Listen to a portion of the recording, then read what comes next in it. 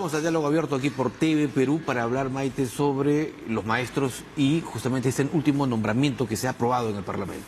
Así es, y para saber con precisión si es un nombramiento o es una reposición, si se afecta o no la meritocracia, está con nosotros el parlamentario Edgar Tello. Así es. ¿Cómo está, congresista? Buenas noches. Buenas noches, gracias por la invitación. Usted es docente, además. Así es. Representante del bloque magisterial, la bancada que se caracteriza por tener profesores.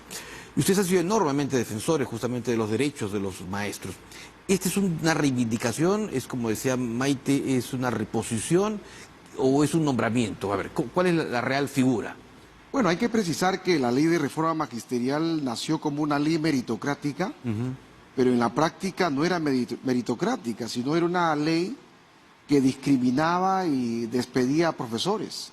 Porque hay que recordar que en el año 2014, en octubre, hicieron una evaluación para directivos, vulnerando la ley de reforma, porque deberían evaluarlos en el cargo, les tomaron un examen y desaprobaron a más del 80%.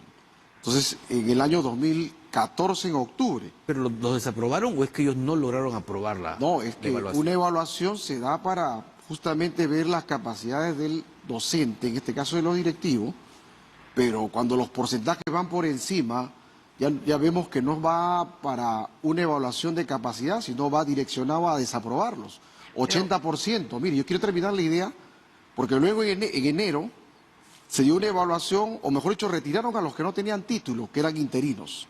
Y en marzo del año 2015 se da nuevamente una evaluación, pero del 100% de profesores interinos que tenían título, ¿no?, al 95% lo desaprobaron, solamente hicieron aprobar a 500 profesores. Entonces, pero estos profesores eran nombrados, o sea, no es profesores que querían ser parte, sino sus títulos no les querían reconocer porque el año 2006 sacaron una ley que no podían incorporar y actualizar sus títulos, entonces les tomaron el examen y casualidad, ¿no? Octubre de 2014, 80% de desaprobados y retirados los directivos. Marzo del 2015, del 100% de maestros interinos, desaprueban al 95%, o sea, no es casualidad. Y último, a la exministra, a la señora Márquez, le escuchamos decir, ¿no?, cuando han tomado el examen para el nombramiento docente, ¿no?, que el examen no tenía mucho grado de dificultad.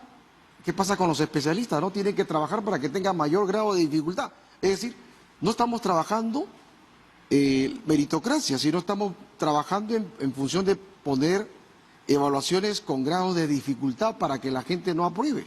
Porque dice, no, había más del 40%, o sea, es que no ha habido mucho grado de dificultad, o sea, no quiere que los profesores aprueben. Pero, congresista, aquí es importante, además que lo aclare usted siendo maestro, ¿no?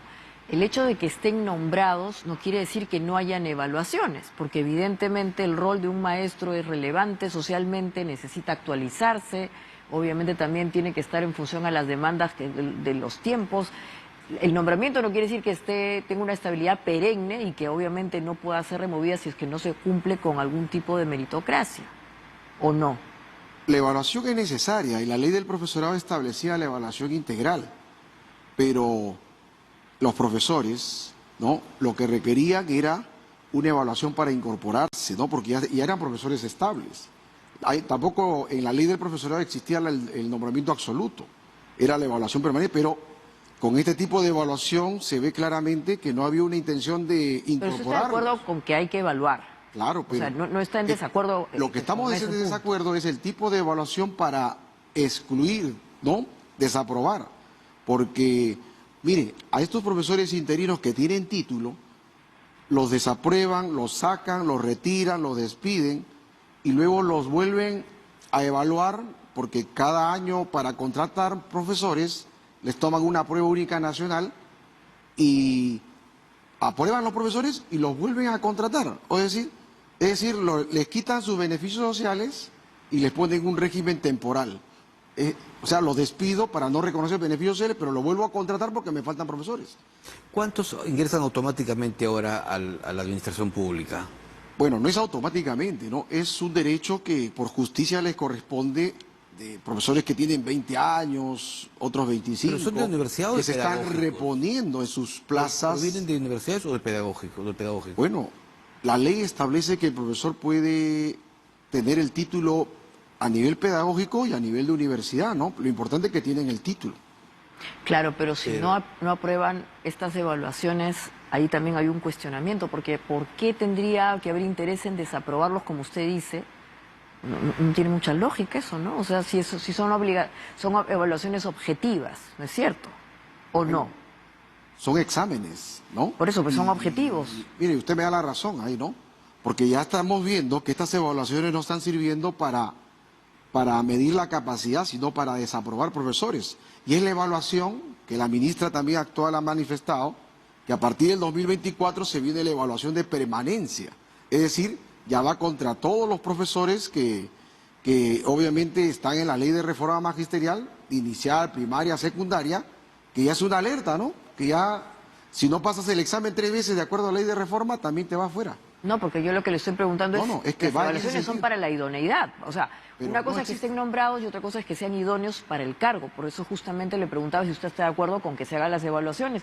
Porque, en efecto, profesor, está bien que se vaya a defender los derechos de los maestros, pero también hay que pensar en los niños, en los adolescentes, en los estudiantes, en los educandos. ¿Quién saca la cara por ellos?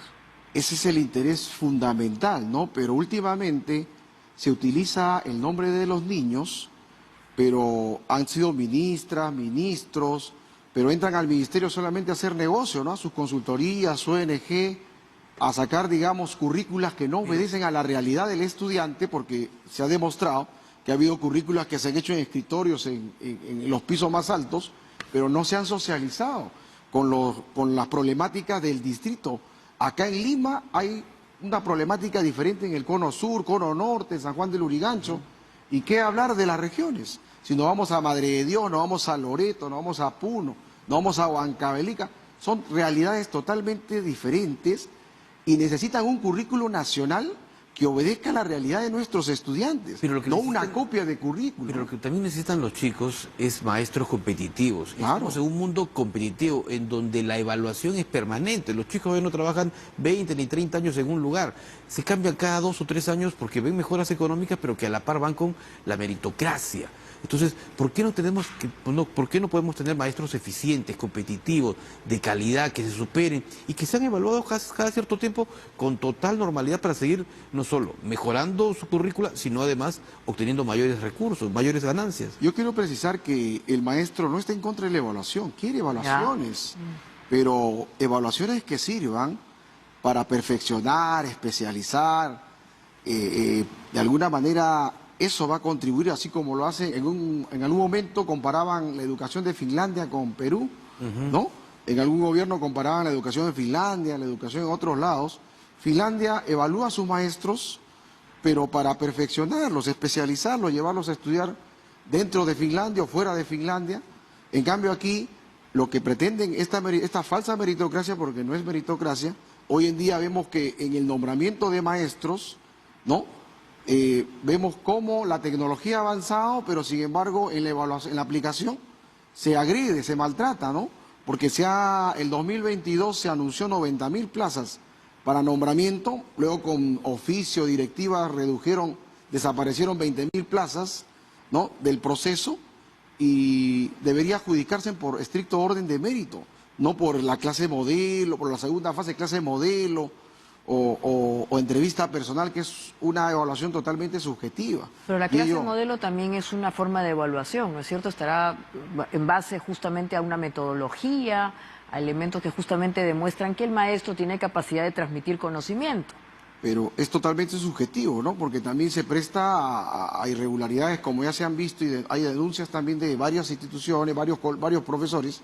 Yo creo que hay que buscar la mejor manera de poder atender a nuestros estudiantes, porque el estudiante estudia cuando tiene un personal estable, porque ese personal en su estable criterio- planifica el inicio del año escolar en marzo para el año. Claro. En cambio, cuando el profesor recién va a venir en enero, febrero, marzo, el profesor llega ya cuando la planificación pasó, entonces el estudiante ya tiene que adecuar, o mejor dicho, adecuarse a lo que el profesor nuevo llega a la institución. Creo que pensar en el estudiante también es pensar en profesores que comiencen el año, ¿no? Pero en su criterio, entonces, ¿qué se debería evaluar? Eso es lo que hay que sentarse a conversar con el ministerio, porque el ministerio saca una serie de normas, saca una serie de criterios que no son realmente los que Pero por los que eso, ¿qué, corresponden, ¿no? qué es lo que debería, usted como maestro, qué se debería evaluar? Por ello, hay un planteamiento que se evalúe el desempeño docente en el aula, pero O sea, por tenemos eso que pues establecer- el desempeño docente es la clase maestra. claro, pero Pero como usted le dice digo, que es subjetiva. no, o sea, en este proceso de nombramiento indudablemente se ha visto que no se ha planificado, ¿no? Porque mire, ha habido nombramiento, un promedio de 20.000 plazas en el 2018. Ha habido nombramiento en el 2019, gracias a la huelga de maestros de 2017, soltaron 20.000 plazas 2018, 20.000 plazas 2019. 2020 se suspendió, 2021 no hubo, o se anuló el examen, ¿no? 2022 anunciaron 90.000 plazas, y miren, 2020, 21, 22, 23, y el 24 recién van a adjudicar los nombramientos. O sea, 5 años para adjudicar 90.000 plazas. O sea, prácticamente se mantiene 20.000 plazas por año. O sea, en el fondo no se quiere nombrar a los profesores. Bueno, pero a lo que vamos, ¿no, Ricardo? O sea, está bien que haya este nombramiento, pero tiene que haber pues un proceso meritocrático que curiosamente va a afectar a los que sí están yendo por esa vía. ¿Qué podríamos decir al respecto? Estas No. personas que se las va a reintegrar respecto de las otras que sí se están evaluando, ¿cómo queda? ¿No es una situación injusta? No, por el contrario. Se está haciendo justicia porque estos profesores, Para eso, si los otros... no, pero ellos han sido profesores nombrados, que han estado trabajando 20 años, 15, 20 años, ¿no? Y algunos han ganado judicialmente, y miren cómo es la injusticia. Les siguen pagando 900 soles, o sea, no les pagan la remuneración del profesor de primera escala, que es actualmente 2.800. Entonces, miren la injusticia porque ha ganado judicialmente, no le ¿No actualizan. estamos hablando más de un tema laboral que meritocrático que académico? Es que tiene mucha relación, pues. Tiene mucha relación. El profesor no es un objeto, ¿no? Es un profesional. Es un profesional que imparte conocimientos, y para promover que esos conocimientos lleguen al estudiante, hay que también motivarlo, hay que también reconocer su labor. Claro, Gracias. muchas gracias. De todas maneras, sí, volveremos ya para hablar de temas